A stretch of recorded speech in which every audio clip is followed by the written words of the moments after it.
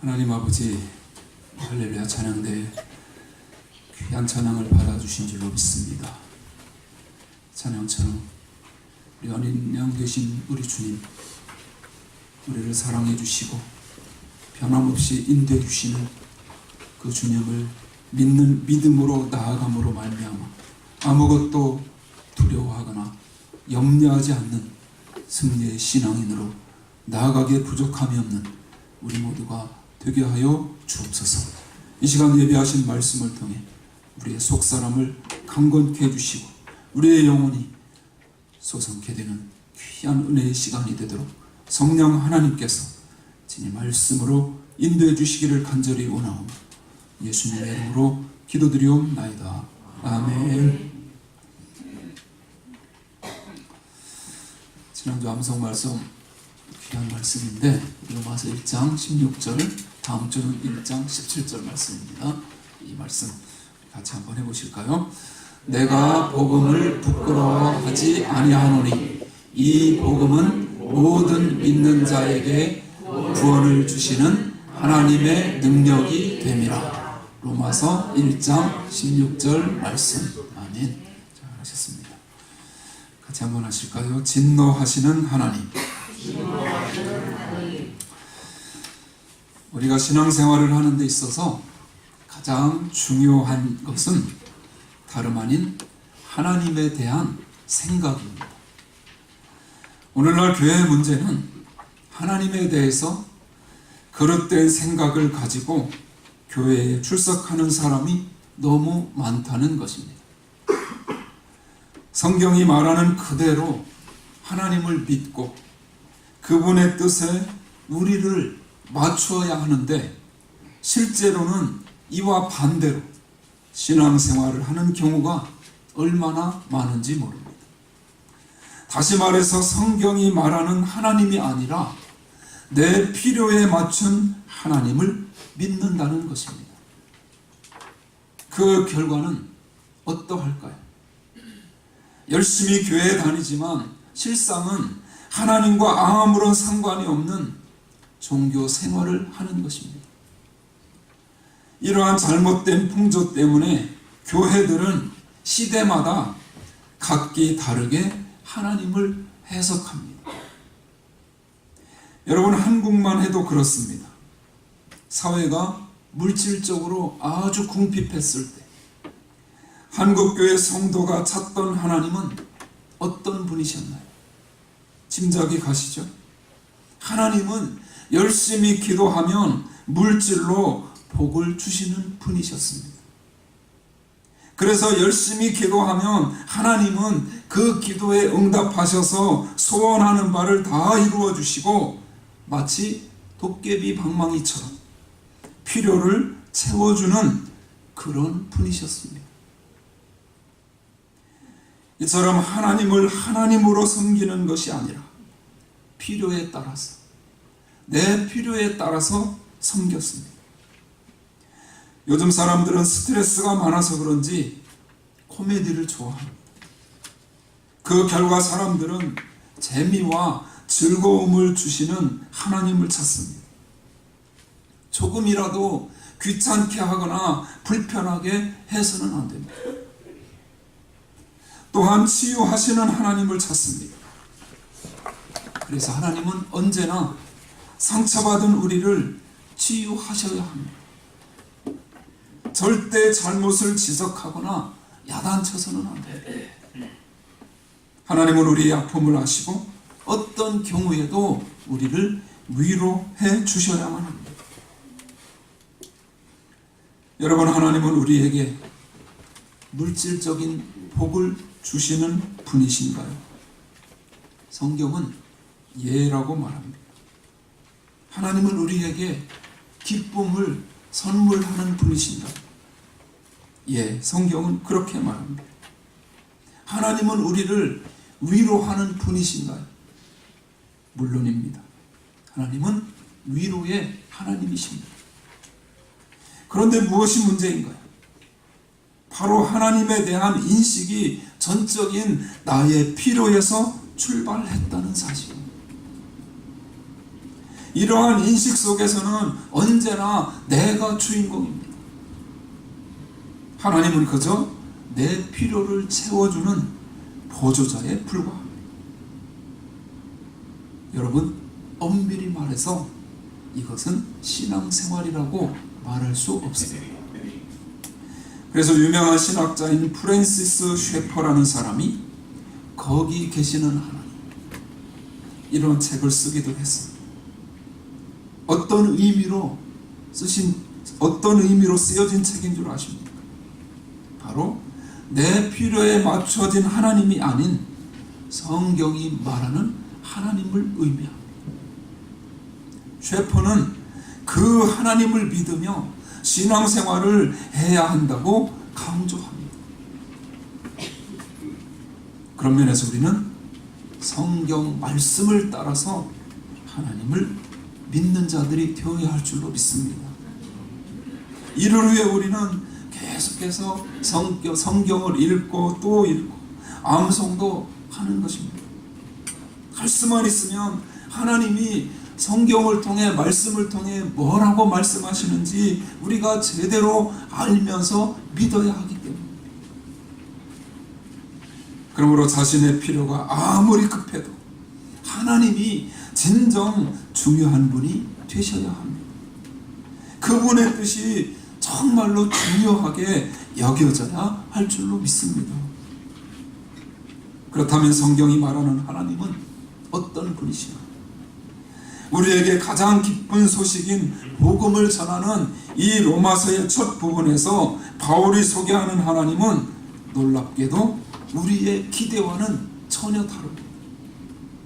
하나님은 진노하시는 하나님이십니다. 사도 바울은 그 앞에서 복음의 능력과 복음의 영광을 선포했습니다. 로마서 1장 17절, 우리가 이번 주에 암송해야 하는 참 중요한 말씀인데요. 우리 같이 읽겠습니다. 복음에는 하나님의 의가 나타나서 믿음으로 믿음에 이르게 하나니 기록된 바 오직 의인은 믿음으로 말미암아 살리라 함과 같으니라. 아멘. 사도 바울이 은혜의 복음을 선포하다가 갑자기 하나님의 진노를 말하는 이유가 무엇일까요?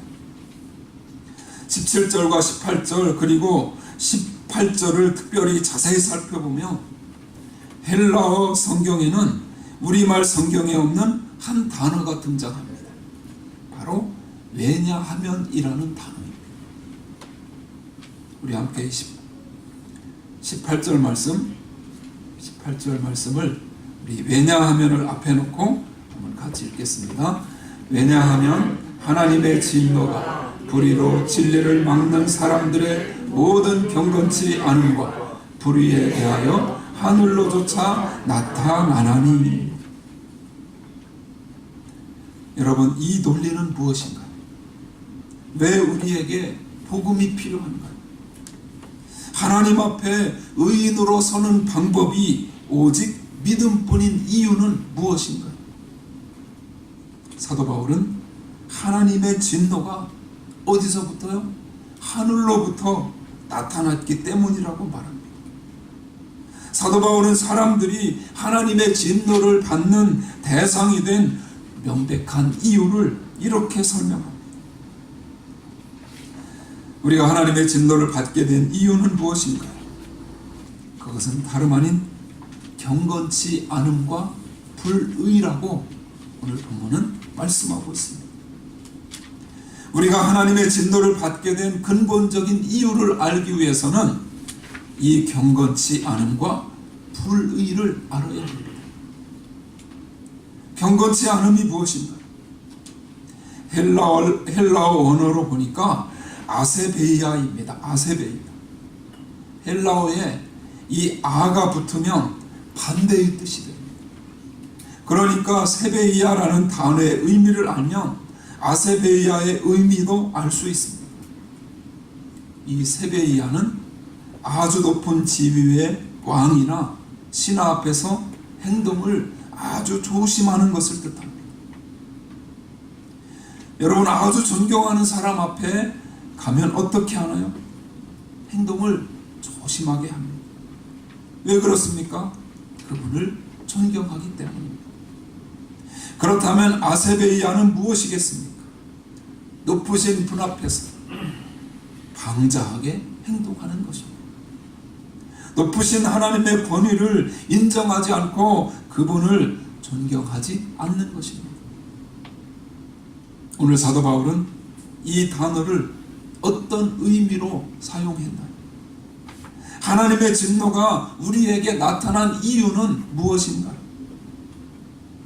모든 사람이 하나님의 권위를 무시하고 하나님을 하나님으로 인정하지 않고 그분을 경멸했기 때문입니다.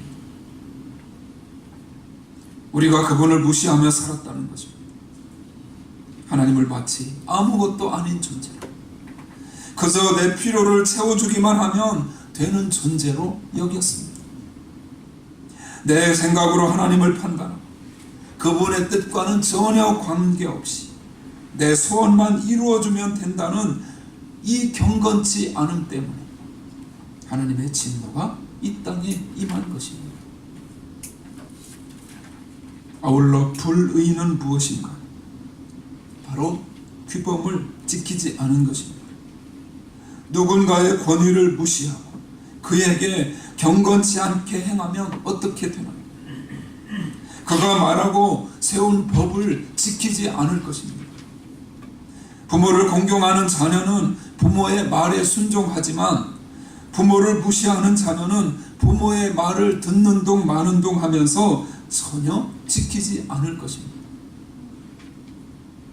그러므로 경건치 않음과 불의는 언제나 함께합니다. 모든 인류가 이런 죄를 범했습니다. 어떤 사람들은 이렇게 항의할지도 모릅니다. 그런 말도 안 되는 소리 하지 마십시오.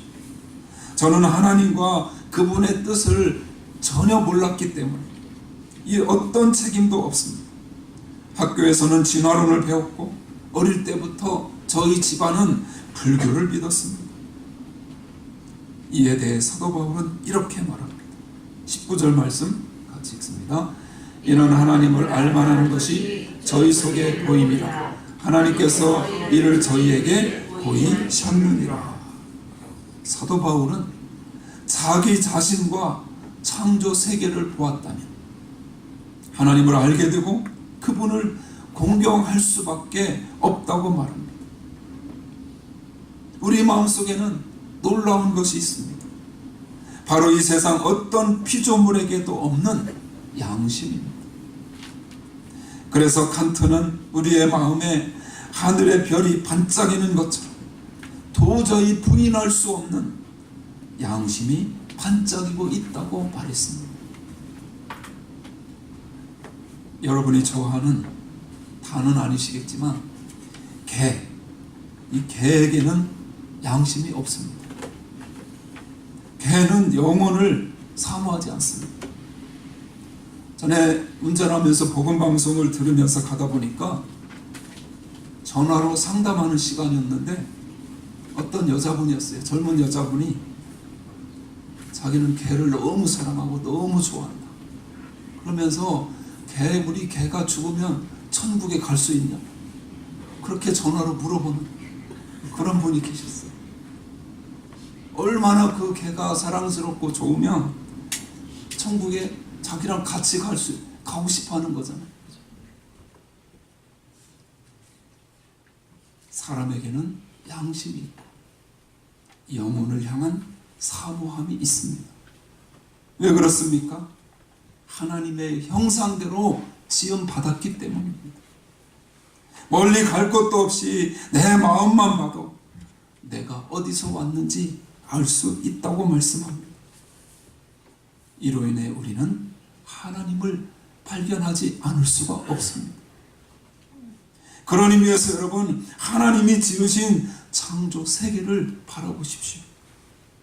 이 세상이 정말 우연히 생겨났습니까? 저 수많은 별이 우연히 생겼을까?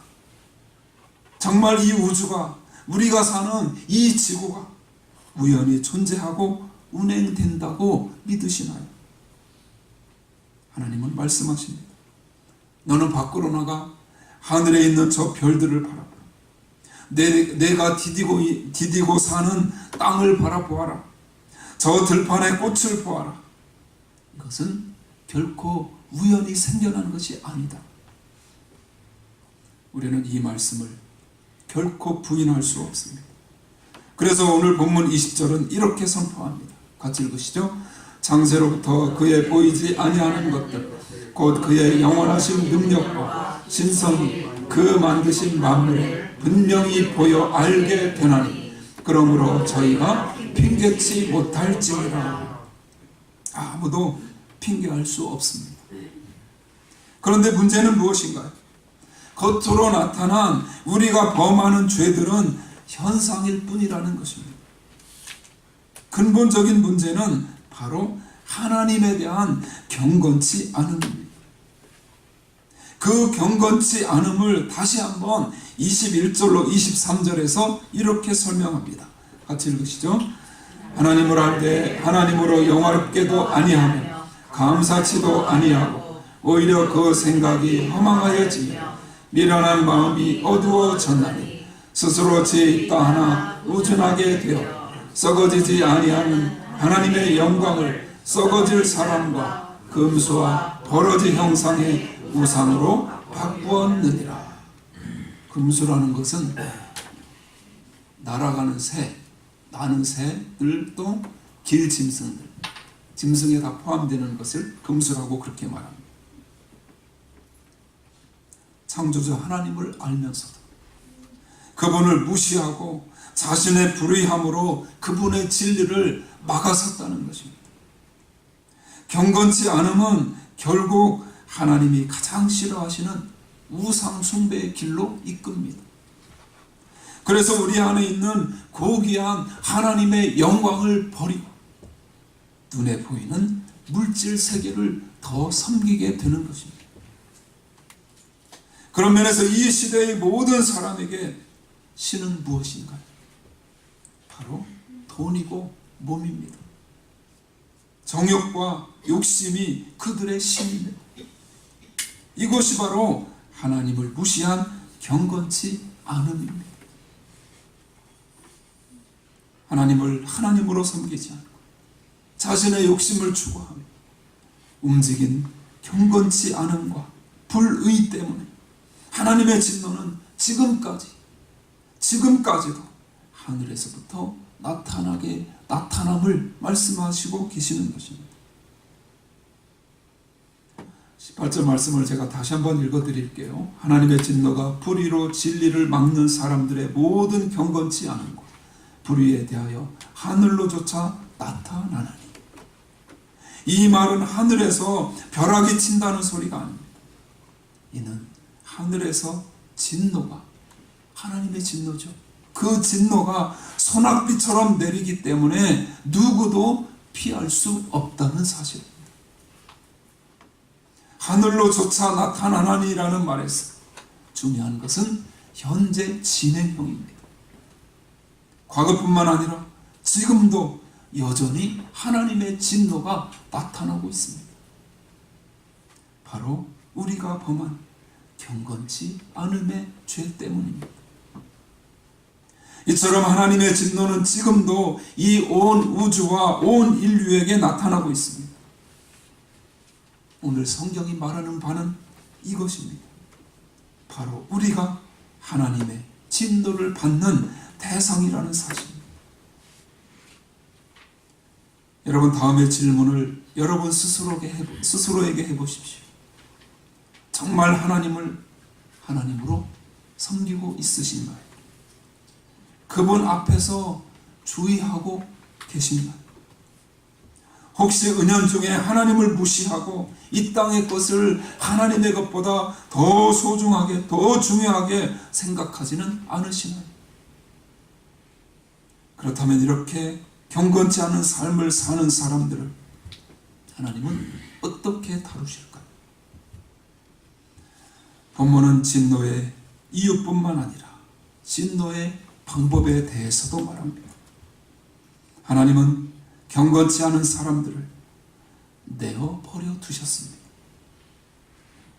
오늘 본문에는 동일한 표현이 3번이나 반복해서 나타나는 것을 발견할 수 있습니다. 본문을 한번 보십시오. 24절. 그러므로 하나님께서 그들을 마음의 정욕대로 더러움에 어떻게 하셨습니까? 내어버려 두사. 내어버려 두사에 밑줄을 좀 치십시오. 26절. 이를 인하여 하나님께서 저희를 부끄러운 욕심에 어떻게 하셨습니까? 내어버려 두셨으니. 거기도 밑줄 치세요. 28절입니다. 또한 저희가 마음에 하나님 두기를 싫어하며 하나님께서 저희를 그 상실한 마음대로 어떻게 했습니까? 내어버려 두셨습니다. 같이 한번 해보실까요? 내어버려 두사. 이 내어버려 두사라는 말은 신학적인 용어로 유기의 형벌이라고 합니다. 신학자들은 하나님이 인간에게 내리시는 형벌 가운데 가장 무서운 것이 바로 유기의 형벌이라고 말합니다.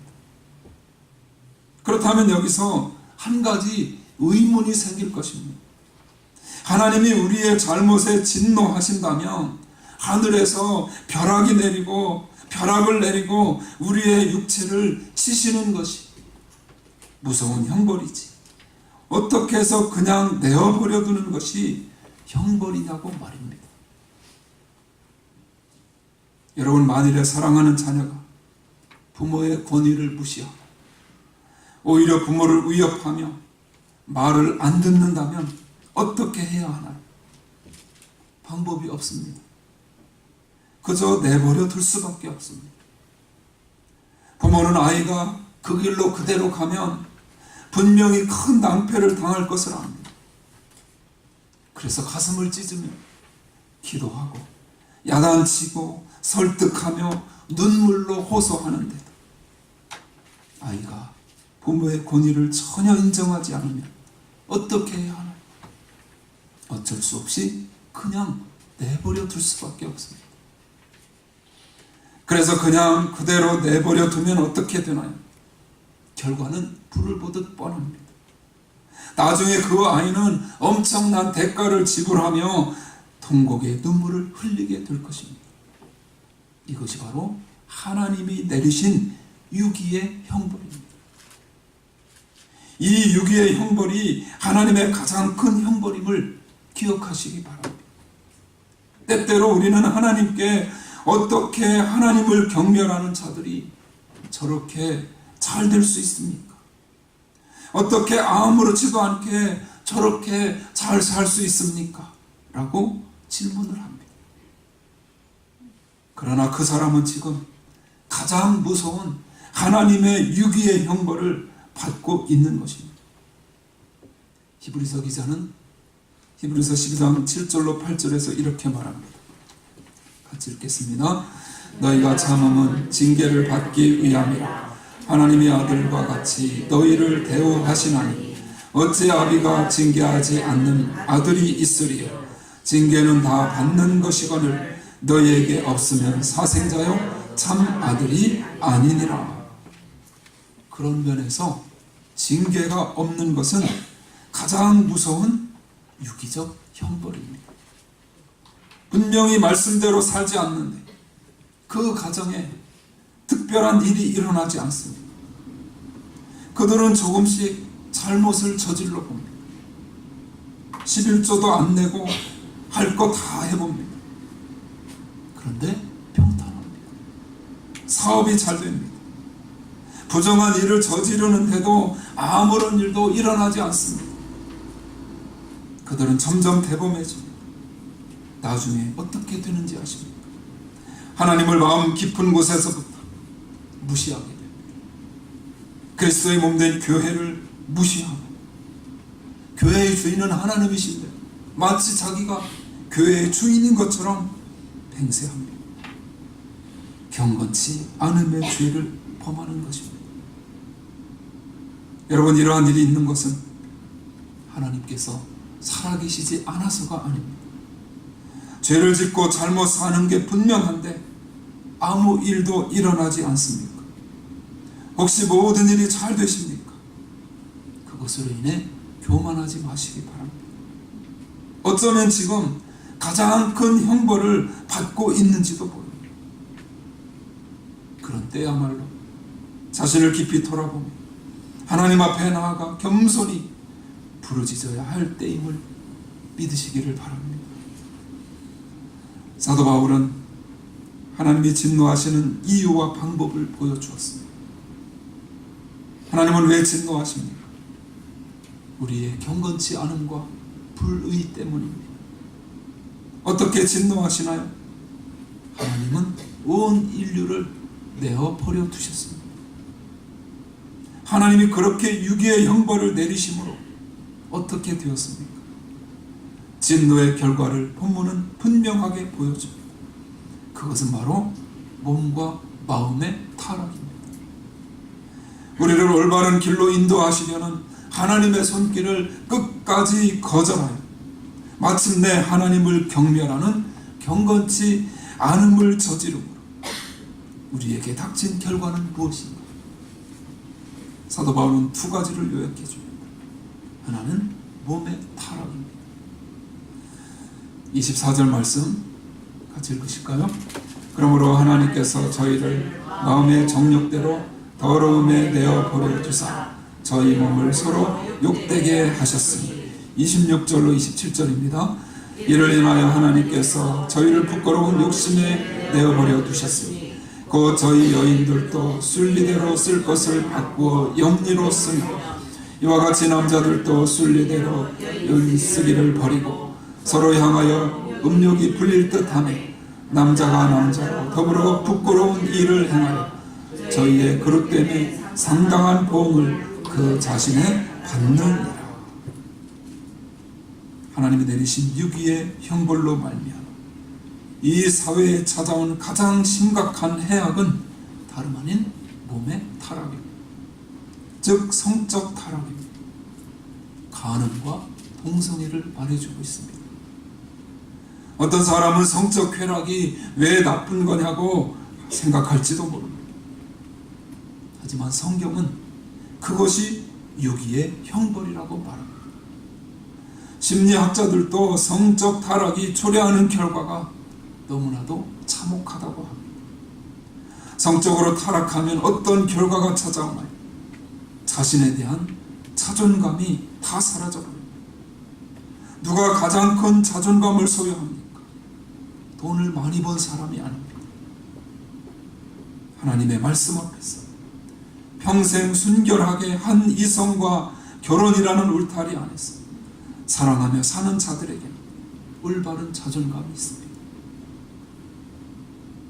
하나님 앞에서 떳떳합니다. 그러나 성적으로 타락한 자들은 어떻게 되나? 자존감이 낮고 수치심이 있습니다. 그들은 빛이 오면 도망갑니다. 진리를 받아들일 수 없습니다. 성적 타락의 간음을 저지르며 일시적인 쾌락을 얻을 수 있을지는 모르지만 유기적 형벌을 받습니다. 그러므로 이 세상에서 횡행하는 성적 물결은 축복이 아닌 하나님의 유기의 형벌입니다. 이 유기의 형벌을 받은 인류에게 또 무엇이 찾아왔습니까? 바로 마음의 타락입니다. 사도 바울은 본문 29절로 31절에서 21가지의 죄악을 쭉 열거합니다. 눈으로 싹 쭉 한번 살펴보시면 어떠한 그러한 죄악들인지 한눈에 들어올 것입니다. 31절에 보면 배약이라는 것이 나오는데 그것은 약속을 지키지 않는 것을 말하죠.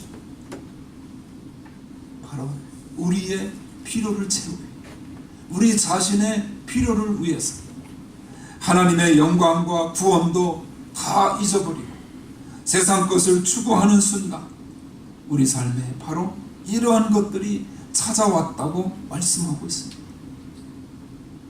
이 경건치 않음의 결과는 너무나도 참혹합니다. 온 인류의 몸과 마음을 타락시켰습니다. 이게 바로 로마서를 통해 하나님이 보여주시는 저와 여러분의 모습입니다. 보기 싫어도 우리는 말씀 앞에, 이 말씀 앞에 우리 자신을 비춰봐야, 파헤쳐봐야 합니다. 진정으로 복음을 경험하기 위해서 이 터널을 반드시 통과해야 함을 잊지 마시기 바랍니다. 여러분, 우리가 그림을 그릴 때 어느 하나를 강조하기 위해 배경을 어두운 색으로, 검은색으로 칠하지 않습니다. 오늘 로마서 1장 후반부터 3장 중반까지 하나님은 이 검은 배경을 우리에게 보여주십니다. 다시 말해서 하나님이 지금 우리를 벌거벗기시는 것입니다. 하나님이 왜 벌거벗기시나요? 우리를 정죄하기 위해서가 아니라 우리에게 거룩한 옷을 입히시기 위해서입니다. 그런 의미에서 우리는 요한계시록에 나오는 거룩한 세마포를 입기 위해 우리 자신을 돌아보아야 합니다. 내가 얼마나 하나님 앞에 경건치 않게 살았던 존재인지 살펴보아야 합니다. 돌아보아야 합니다. 이를 다른 사람이 아닌 바로 나의 문제로 받아들여야 합니다. 그때 하나님의 은혜가, 하나님의 긍휼의 은혜가 임하게 될 줄로 믿습니다. 사랑하는 여러분, 우리에게 하나님의 의가 필요한 이유가 무엇인가? 왜 우리 노력으로는 안 되나요? 바로 우리의 이 참혹한 모습 때문입니다. 그래서 하나님의 아들 예수 그리스도께서 칼보리 십자가에서 달리셨습니다. 우리 앞에는 두 갈래 길이 있습니다. 하나는 계속해서 하나님의 진리를, 오늘 본문에서 표현하는 것처럼 하나님의 진리를 막아서는 삶이고, 다른 하나는 복음으로 날마다 하나님의 의를 경험하는 삶입니다. 여러분, 어느 것을 선택하시겠습니까? 저와 여러분 모두가 처절한 자신의 모습을 발견하고 갈보리 십자가로 발걸음을 옮겨 오직 복음으로만 경험할 수 있는 하나님의 의를 경험하는 승리하시기를 주님의 이름으로 축원합니다.